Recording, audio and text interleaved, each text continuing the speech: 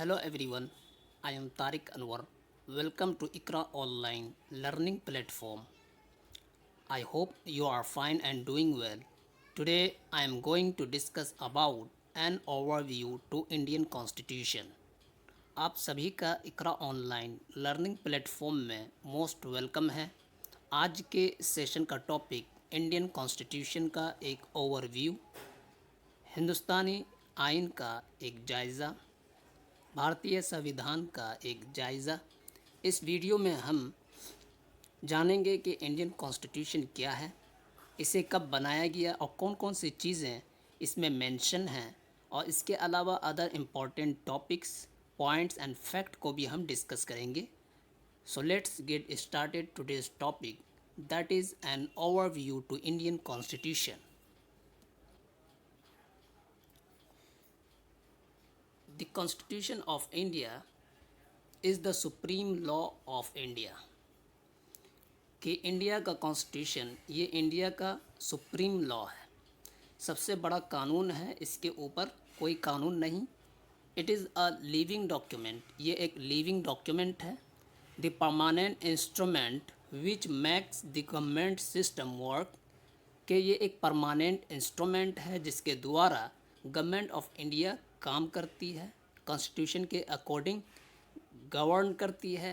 It lays down the framework defining fundamental political principle.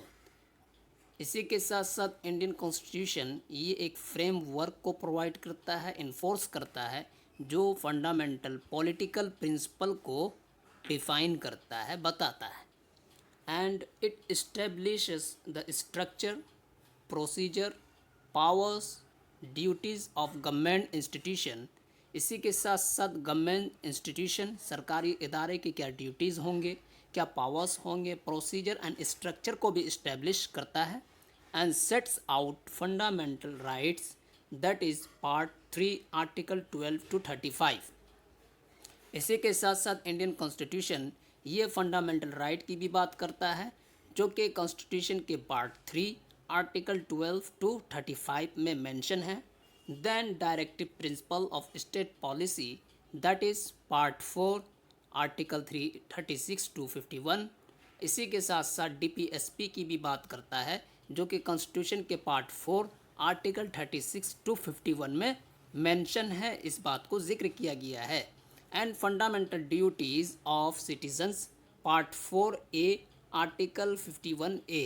इसी के साथ साथ फंडामेंटल ड्यूटीज़ की भी बात कही गई है, जो कि कॉन्स्टिट्यूशन के पार्ट 4A में आर्टिकल 51A में मेंशन है, जिक्र किया गया है। It is the longest written constitution of any sovereign country in the world.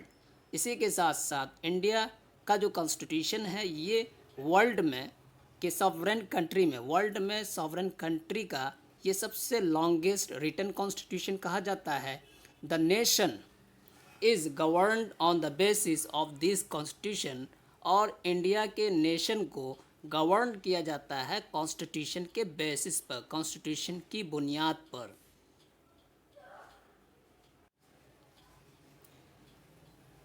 And next point is Dr. B.R. Ambedkar is regarded as the chief architect of the Indian Constitution। इसी के साथ साथ doctor B.R. Ambedkar को regard किया जाता है, समझा जाता है कि वो इंडिया के कॉन्स्टिट्यूशन के आर्किटेक्ट हैं, चीफ आर्किटेक्ट हैं। इसी तरह इनको फादर ऑफ इंडियन कॉन्स्टिट्यूशन भी कहा जाता है। The constituent assembly that worked under him टूक 2 years 11 months and 18 days complete constitution.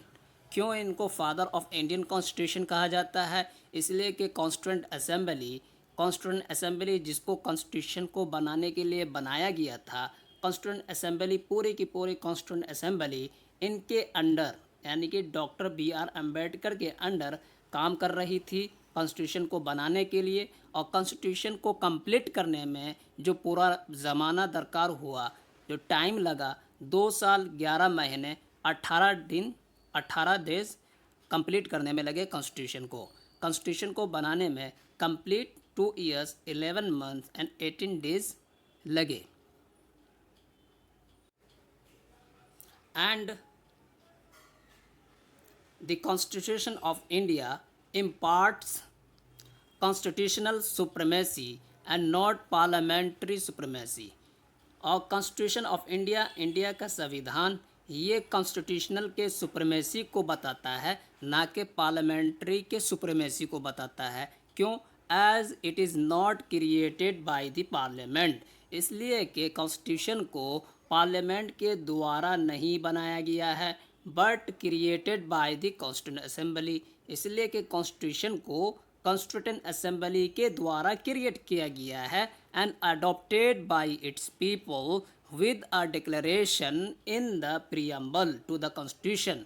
और कॉन्स्टिट्यूशन ऑफ इंडिया को इंडिया के लोगों के द्वारा अडॉप्ट किया गया है इस डिक्लेरेशन के साथ के प्रियम्बल में ये सारी बातें मेंशन है। कॉन्स्टिट्यूशन के प्रियम्बल में ये डिक्लेयर किया गया है कि we the people of India having solemnly resolved to constitute India, के पीपल ऑफ इंडिया के द्वारा कॉन्स्टिट्यूशन को अडॉप्ट किया गया और कॉन्स्टिट्यूशन को क्रिएट किया गया कॉन्स्टिट्यूंट असेंबली के द्वारा। And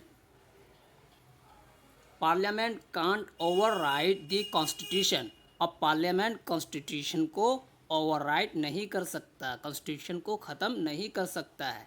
And next point is the Constitution of India was adopted by the Constituent Assembly on 26 नवंबर 1949। इसी के साथ साथ इंडिया के संविधान को अडॉप्ट किया गया कॉन्स्टिट्यूंट असेंबली के द्वारा 26 नवंबर 1949 को। 26 नवंबर 1949 को कॉन्स्टिट्यूंट असेंबली के द्वारा इंडिया के कॉन्स्टिट्यूशन को अडॉप्ट किया गया एंड came into on 26 जनवरी 1950। और कॉन्स्टिट्यूशन बनने के बाद इसे इन्फोर्स किया गया, कमेंस किया गया 26 जनवरी 1950। यहाँ पर दो डेट है, इट इज़ वेरी इंपॉर्टेंट। 26 नवंबर 1949 को कॉन्स्टिट्यूंट असेंबली के द्वारा कॉन्स्टिट्यूशन को अडॉप्ट किया गया और 26 जनवरी 1950 को कॉन्स्टिट्यूशन एग्जिस्ट में आ गया, इन्फोर्स कर दिया गया। And next point is the date of 26 January was chosen to commemorate the Purna Swaraj declaration of independence of 1930। फिर क्वेश्चन ये होता है कि 26 जनवरी के लिए क्यों वेट किया गया या 26 जनवरी के डेट को क्यों अडॉप्ट किया गया। इसका रीज़न ये बताते हैं कि 26 जनवरी के डेट को पूर्ण स्वराज को याद रखने के लिए चूज़ किया गया था और ये पूर्ण Swaraj that is complete independence की बात 1930 के लाहौर सेशन में कही गई थी। इसलिए पूर्ण स्वराज के कमेमोरेट के लिए, याद रखने के लिए 26 जनवरी के डेट को चूज़ किया गया। With its adoption the Union of India officially became the modern and contemporary Republic of India। और कॉन्स्टिट्यूशन को अडॉप्ट करने के बाद यूनियन ऑफ इंडिया ऑफिशियली ये modern and contemporary Republic of India के तौर पर जाना गया, बल्कि इंडिया क्या हो गया, कंटेम्पररी रिपब्लिक ऑफ इंडिया बन गया। And it replace the government of India act 1935 as the country's fundamental governing document. और इसी के साथ साथ जो 1935 का गवर्नमेंट ऑफ इंडिया एक्ट था उसको रिप्लेस कर दिया गया कंट्री के फंडामेंटल गवर्निंग डॉक्यूमेंट के तौर पर, to ensure constitutional autonomy that is nativity. और ये इंश्योर कराया गया कॉन्स्टिट्यूशनल ऑटोनॉमी नेटिविटी को इंश्योर कराने के लिए कि अब हमारे देश में, हमारे मुल्क में अपना खुद का कॉन्स्टिट्यूशन होगा। The framer of the constitution repealed the prior acts of the British parliament where the article 395 of the constitution. और कॉन्स्टिट्यूशन के बनाने वाले फ्रेमर ने कॉन्स्टिट्यूशन के आर्टिकल 395 के द्वारा ब्रिटिश पार्लियामेंट के बनाए हुए पहले के एक्ट को रिपील किया, ख़त्म कर दिया। And the next point is here, India celebrates the coming into force of the Constitution on 26 January 1950 each year as Republic Day. और इंडिया हर साल 26 जनवरी को रिपब्लिक डे सेलिब्रेट करता है, इसलिए कि 26 जनवरी 1950 को हमारा कॉन्स्टिट्यूशन, हमारा आइन, हमारा संविधान एग्जिस्ट में आ गया था, इन्फोर्स हो गया था. And the Constitution declares India a sovereign, socialist, secular, democratic and republic. और कॉन्स्टिट्यूशन एग्जिस्ट में आने के बाद इंडिया को as a sovereign, socialist, secular, democratic and republic के तौर पर डिक्लेयर करता है कि इंडिया एक सॉवरेन कंट्री है, सोशलिस्ट है, सेक्युलर है, डेमोक्रेटिक है एंड रिपब्लिक है, assuring its citizens of justice, equality, liberty and endeavor to promote fraternity among them. इसी के साथ साथ इंडिया के सिटीज़न को, यहाँ के शहरी को, नागरिक को जस्टिस देने की बात कहता है, इक्वालिटी एंड लिबर्टी की बात कहता है, और इसी के साथ साथ लोगों के बीच फ्रेटर्निटी, ब्रदरहुड, भाईचारगी को प्रमोट करने की भी कोशिश करता है. तो कॉन्स्टिट्यूशन इंडिया को सॉवरेन कहता है, सोशलिस्ट है, सेक्युलर है, डेमोक्रेटिक है एंड रिपब्लिक है. इसी के साथ साथ इंडिया के सिटीज़न को ये एश्योर कराता है कि यहाँ के नागरिक को जस्टिस दिया जाएगा, इक्वालिटी की बात की जाएगी, लिबर्टी दिया जाएगा. इसी के साथ साथ लोगों के बीच में फ्रेटर्निटी, ब्रदरहुड, भाईचारगी को प्रमोट करने की भी कोशिश करता है और करेगा. And the next point is the words socialist, secular and integrity were added to Constitution in 1976 by the 42nd Constitutional Amendment. और जो ये वर्ड्स हैं सोशलिस्ट, सेक्युलर एंड इंटेग्रिटी, जो हमारे प्रियम्बल में भी है, इसको कॉन्स्टिट्यूशन में ऐड किया गया, जोड़ा गया 1976 में, और वो कॉन्स्टिट्यूशन में अमेंडमेंट करने के द्वारा. और वो अमेंडमेंट 42nd अमेंडमेंट था. 42nd कॉन्स्टिट्यूशनल अमेंडमेंट के द्वारा 1976 में इन 3 वर्ड को कॉन्स्टिट्यूशन में ऐड किया गया, that is socialist, secular and integrity.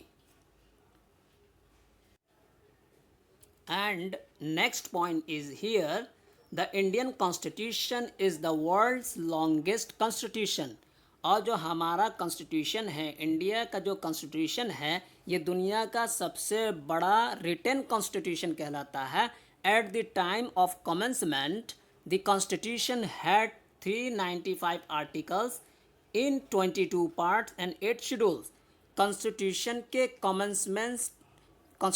के कमेंसमेंट के टाइम हमारे कॉन्स्टिट्यूशन में टोटल आर्टिकल 395 थे और पार्ट 22 थे और 8 शेड्यूल थे. तो कमेंसमेंट के वक्त या टाइम में हमारे कॉन्स्टिट्यूशन में 395 article, 22 parts and 8 schedule mention थे. And it consist of almost 80,000 word. और ये सब के सब 80,000 वर्ड्स में कंसिस्ट थे. And the constitution in its current form consist of a preamble, 25 parts containing 448 articles and 12 schedules and 105 amendments. और current में, हमारे करंट में कॉन्स्टिट्यूशन में एक प्रियम्बल है, 25 पार्ट्स हैं और 448 आर्टिकल्स, और इसी के साथ साथ 12 शेड्यूल्स हैं और अमेंडमेंट 105 हो चुके हैं. तो करंट में हमारे कॉन्स्टिट्यूशन में 25 पार्ट्स हैं, 448 आर्टिकल्स, 12 शेड्यूल्स और 105 अमेंडमेंट हो चुके हैं 1950 से. तो गाइस, ये हमने कॉन्स्टिट्यूशन के रिगार्डिंग एक ओवरव्यू को देखा कि कॉन्स्टिट्यूशन क्या है, कब बना और इसमें क्या क्या चीज़ें मेंशन हैं. तो it is very important topic to exam point of views and to gain additional knowledge. So guys, video को लाइक करें, शेयर करें एंड सब्सक्राइब करें. Thank you very much.